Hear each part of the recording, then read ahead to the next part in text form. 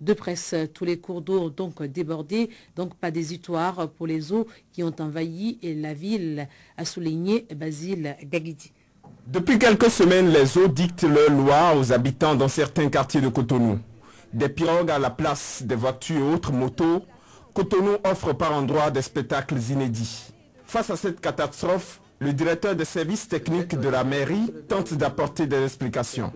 Selon ses analyses, la montée du niveau des cours d'eau du pays et surtout le phénomène mondial du dérèglement du climat sont les principales causes de ce sinistre devant lequel aucune solution n'est envisageable dans l'immédiat. Il faut que nous prenions des dispositions sérieuses et pérennes pour, disons, endiguer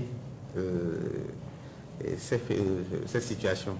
Il est normalement prévu un contournement nord qui va servir en même temps de digue pour arrêter, disons, le débordement de ces eaux-là. Je crois que c'est le temps que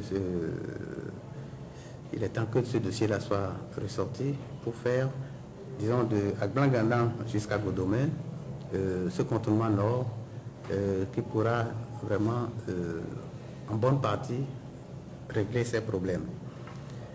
Entre les lignes, Basile Gagidi avoue l'incapacité de la ville à maîtriser les eaux qui, cette année, ont atteint un niveau critique. Dans cette situation, les populations semblent livrées à elles-mêmes.